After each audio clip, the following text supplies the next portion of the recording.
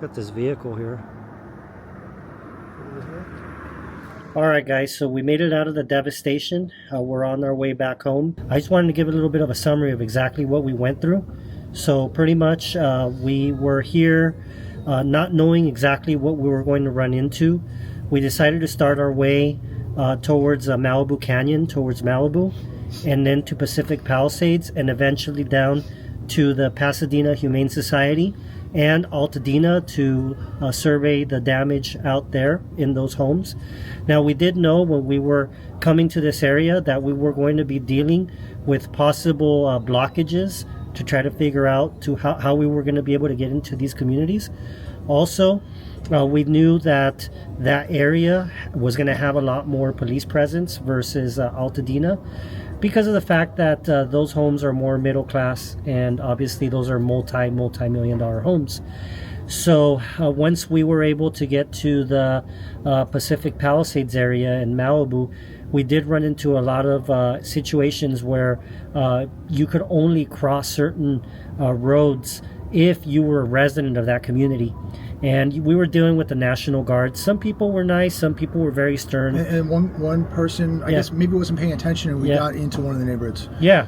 So can you give us a little bit of background on that as well? Yeah, so we did get into one of the neighborhoods, and we were able to shoot some video there. We did run into another checkpoint with the National Guard. They were very polite, very professional. They would not let us continue up the hill, but did recommend some other areas that we did go to, that we did get some video also. But they were very professional, and you can't blame them. There's definitely been looting that has taken place in all these areas, and so we've dealt with police today, we dealt with the National Guard today, and going through some of these areas, you see questionable people, and you know that these people probably shouldn't be here, and so you're dealing with police, National Guard, and looters. So you have to be really careful out here, especially at night. When we went to Altadena, it was very dark, it was late, you don't know who's walking around. A lot of cars were driving around, just cruising through the neighborhood looking. You don't know what they're looking for. Some of the homes have just been vacated. Many have just burnt down or are gone. Obviously nothing really there to take, but they're looking to get into the vacated homes in these wealthy areas, and even in Altadena, because even though people think that Altadena is just a lower class, middle class, blue collar, the average home in Altadena, average median price is $1.3 million. So they're looking to take whatever they can. So you don't know what you're dealing with, especially at night when we hit Altadena. But it was a very interesting night, and it gives you another perspective of what is really going on, other than watching it on the news, which is shocking enough. But when you get out here and you actually get boots on the ground, walk through the stuff, it gives you a whole another perspective, and you begin to kind of really put yourself in these people's shoes, how much they've lost, not just in the homes, memories, memorabilia, their maybe their parents' wedding rings, their pictures, albums, all of that family stuff is gone, can't be replaced. And what also I thought was very concerning, especially in Altadena, was the number of cars that were burnt. These people are not going to be able to get to work. Yeah, so it's very unfortunate what's happening. A lot of these people's livelihoods are going to be appended for a long time, and JB was able to interview a resident on one of those streets that we were walking through. And she did mention that a lot of the people around there, some of them are going to rebuild, and some of them are just staying with relatives in the meantime. And they know that it's going to be an uphill battle dealing with the insurance companies. And these insurance companies, obviously, they're going to go ahead and they're going to try to see how much they can go ahead and pay to these people, because they're just going to make them go back and forth. And we know that these people, they're probably not going to be well equipped with attorneys, so it's going to be very difficult for them to get the best money for their value. And I think that the insurance companies will probably bring it to their attention that their policy, if they have a fire policy, the fire policy may not cover 100%. And as we were saying too, this is something that you probably know more about than I do, being in the financial business that you're in, is that a lot of these people, when we talked to that woman, she bought her house in 1988. That house was around $200,000. It is now worth over $1 million. So when these people rebuild, if they do, the new reassessment on these homes with what they're going to pay in taxes is going to be a lot more than it was in the 1980s if they were there that long. Even if you bought a house 20 years ago, the assessment on the house from 20 years ago to today, 10 years ago, is going to be substantially more. And these are people who are not going to be able to afford $15,000 a year tax bills. Yeah, and that could, this is something that a lot of conspiracy theorists are probably going to wonder why all these fires are hitting certain areas. And a lot of these areas, maybe a lot of the people, they have a very low tax base. And so now by rebuilding all these properties, they're going to have to enter that. And obviously, this could crush people because not only are they going to have higher insurance premiums, if they can afford to get insurance, or if they can even find insurance. If they find it, yeah. Exactly. But then also that you have to have the higher property tax.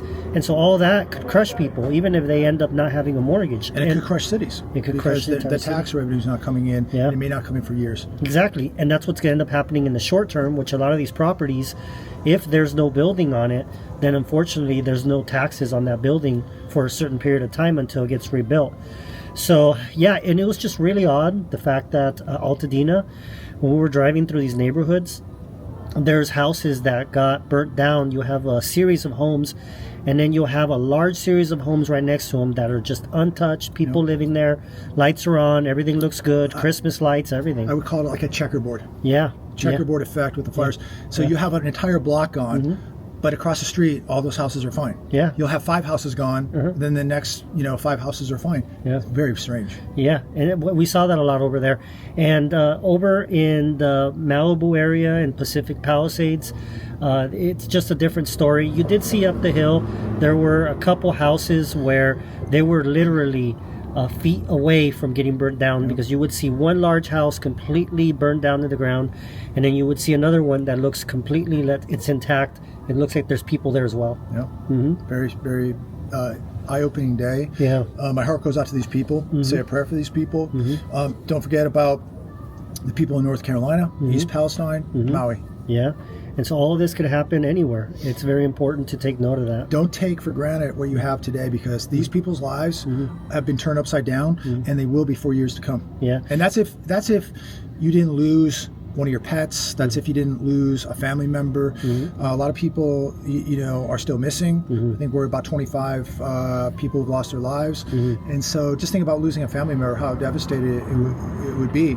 So, take every day and thank God for what you have. Yeah, and then not only that, but when we did talk to that lady that lived in Altadena, she did mention that fire, she said it got started through the electric, right? Through the electric company, possibly Edison, maybe. Edison. So we don't know. I mean, it could be from there, but that, according to her, that's what she thought that it started from. So either way, we do have to be prepared, and it's very important that if you live in an area that's surrounded by brush, that you take precautionary measures if it's within your means, to be able to try to equip your house as best as you can. Because this has happened in different places around California, especially if you do live in an area like that. And that woman did say that the water pressure was very low in Altadena. Yeah. So another thing is, you're on your own. Yeah. If something big happens, and who knows what's coming next, grid down, who knows? You're on your own. Yeah. Most of these people were on their own. Even the people in Malibu, Pacific Palisades, all the way to Altadena and everywhere in between, they were on their own. I do say, and this is not a swipe at anybody, but I do think that the people on the coast, Malibu and Pacific Palisades, I think they're getting more attention and better service. Yeah, they are. From what I could tell. Maybe I'm wrong. But we did see a little military in Altadena, not much. But man, we're walking through those neighborhoods, and there's just nobody there. Not one police car, and a lot of people just driving around, and that concerns me, because the looting that we've been seeing out here, it's slowed down quite a bit off the coast. Altadena, I don't know, but it was very, very dark and eerie. Yeah, and the thing is over in the Malibu area, Like I said, they did have a lot of restrictions on getting into these areas, and that's, to me, that's in a way it's kind of classism. I saw a lot of police. Yeah, you know, because you just don't see that out here. It's just a way different story. Absolutely. And so that's interesting. So you have $1 million house, and it's considered almost poor now. So you need to have, you know, a $3, $5, or $25 million house to be considered wealthy out here. A $1.3 million house, you don't get the time of day. Yeah, and you know, the thing is unfortunately, we would have loved to get a lot more footage for you guys, but the traffic was just very, very bad. From, especially like I said, from that Pacific Palisades area, trying to get back on that 405 freeway on the 101 up to the 134 towards the Pasadena area. It was just it was completely insane. Something that you just don't see. I mean, I'm not used to driving in that type of gridlock. Luckily, we did make it out at a timely fashion, but it was just very, very bad. We still were an hour and a half away from the desert. We're still technically in LA County right now. Yeah. So we got to get out of here. We got jujitsu in the morning. Got to get some rest. We got to bounce. Yeah.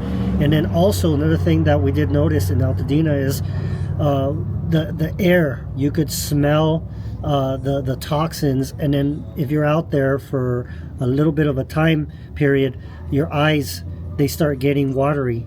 So obviously for the residents there, if they're going out and exposing themselves, they're definitely going to have some issues. We don't know how long this is going to continue because these fires have not been put out 100%. But a lot of these residents, they may have some long-term effects in the future. And everywhere, signs said, do not drink the tap water. Everywhere. Yeah, there was a lot of signs that said, do not drink the tap water. And so, yeah, it's unfortunate. We also did visit the Humane Society in Pasadena. I did mention this in the past video that if you could give something to them, that'd be awesome. Put the link down below. Yeah, we're going to go ahead and put the link down below. I know JB is going to give a considerable donation. I'm going to go ahead and do that as well. These people, and I'm going to donate. You know, some people over the past week sent some money, not a huge amount, but you know, enough to take care of some animals. So we'll make sure that money gets passed on also, and I will make my own personal donation. Yeah, exactly. And again, what can you do? Any little bit helps. These people are not looking for physical donations anymore. They're looking more for monetary donations. And I think it's great because, like I said, animals, again, it's part of the family and it's extension of the family. There's a lot of animals out there where maybe the owners have lost their animals. Maybe they're in one of those places. Hopefully they can be found. All right, guys, so we are in Malibu. And you can see here, there's a roadblock, members only. So unless you're a resident, you're not going further. So we will continue trying to see where we can actually see some of the devastation that's going on. Responders, firefighters, eat free. You know, it feels like nothing's happened, but right over here, you see a bunch of first responders. I don't know if that's the Red Cross, Salvation Army. We'll go over there and check it out. But there's a bunch of firemen. There's a sheriff over there. First responders are over there. So even though it's calm and peaceful here today, you definitely know something has happened. Yeah, for sure. Obviously, you can see that there's not that many people here. But at one point, there was a lot of devastation in this area. All right, guys, we're out here in Malibu. And you could see that there's a little bit of area that was actually burnt. But everything else is very peaceful here. Not many people.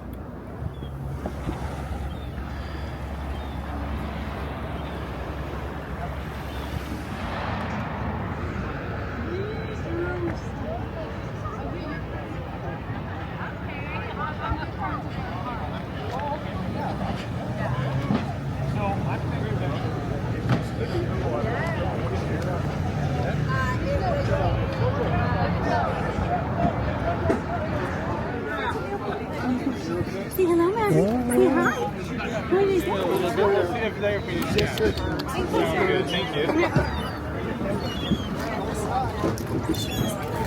So how much longer will you guys be out here?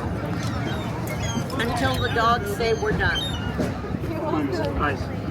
Yes, I see you. It's very nice. They smell the food too. Yeah.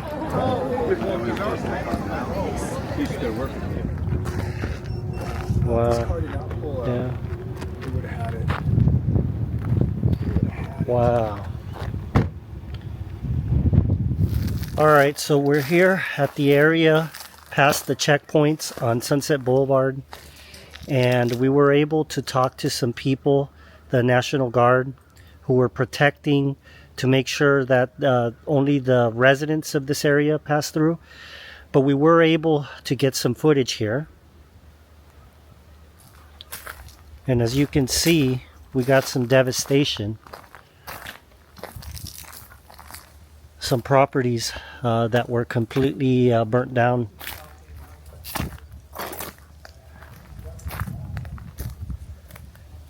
And then you come over here on this side, and it looks like this structure was, for the most part, saved.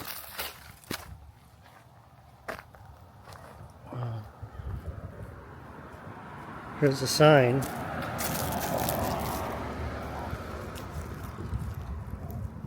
No drinking water.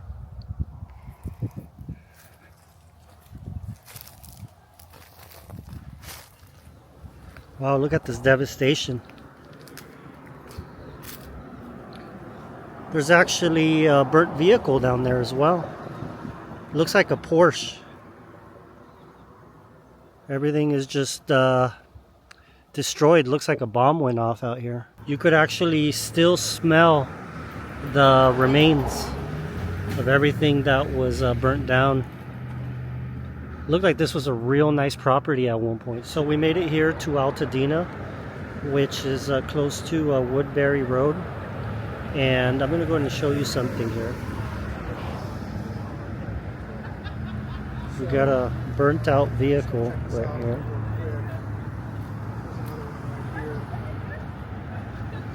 And then we got an area here that burnt down as well.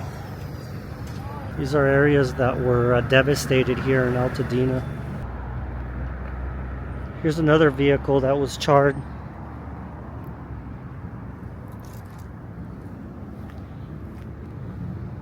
Completely burned. There's some recovery efforts from the neighbors here in Altadena, offering aid for people in this area. You have a food truck here along with other people. We are in the corner of Glen Rose and Acacia. This is just a chimney right here. You know, I was telling JB that this is a way different feeling at night when you're going through. Look at this. Yeah, this is definitely something else when you see it in person. It's going to take a lot of work to do all this demolition and to be able to get people back in their homes. A lot of labor, a lot of materials. Feels like it's like AstroTurf. The grass doesn't even feel real. It feels like I'm stepping on AstroTurf. Wow.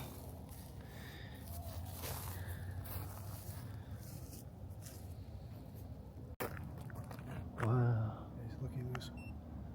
Wow. Let's go in. Mailbox. There's a mailbox right there. Someone's mail. Nails. A lot of nails, so be careful. Wow. This is the entrance of a house right here. Yeah. All gone. I would say a little eerie being out here at night, and there's like nobody in these neighborhoods. We haven't even seen a police car in here, in this area. Wow. But, This is a garage. yeah, it was. Isn't it? The roof's completely gone. Wow.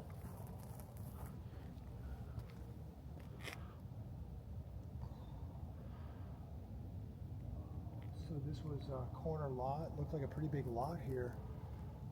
One of the bigger houses. You know, one of the things that's really weird here about the places in Altadena so far is that you have entire communities where you have a couple houses that have burnt down completely, And then you have many houses that are actually fully intact with people living in them now. So that's just really, really odd. And we've seen this over and over again driving through these communities. So it's just very interesting to see that. Oh, wow. Yeah. Yeah. That's it, my friend.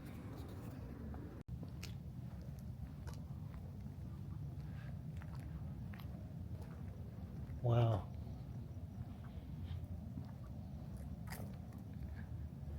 So I gotta say this, it is a lot different to be down here, boots on the ground, walking this, and really seeing for yourself. Look at this. The devastation of what fire can do.